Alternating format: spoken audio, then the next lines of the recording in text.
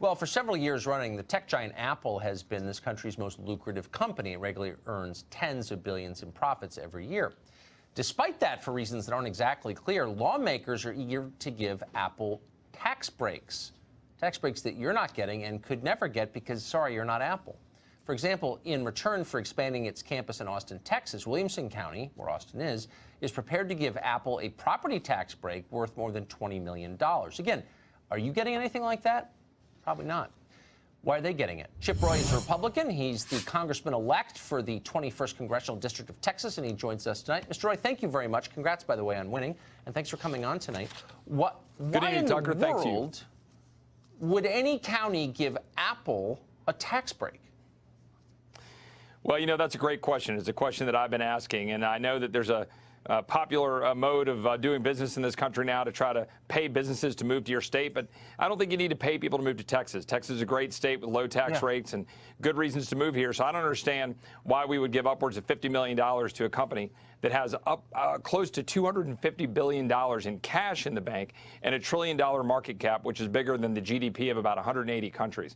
It's just more of the same corporate cronyism that we see at the federal, state, and local level that I think voters are getting tired of. I know that I heard on the campaign trail, people are getting sick of that.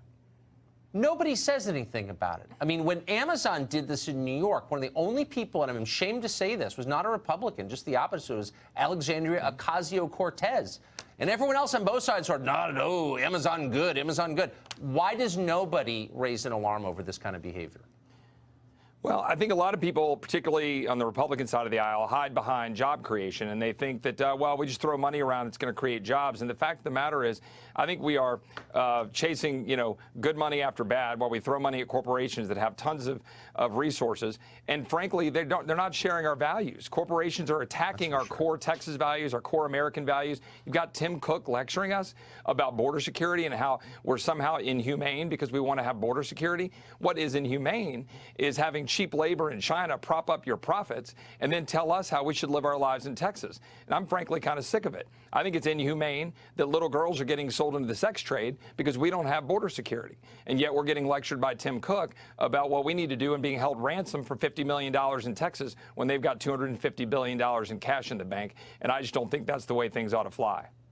I've been really hoping so fervently the Republican Party would change, and the fact that you just got elected is evidence that it is. So thank you very much. Chip Roy, congrats again. God bless. Thanks, Tucker. Look forward to it. Take care. Instead of giving big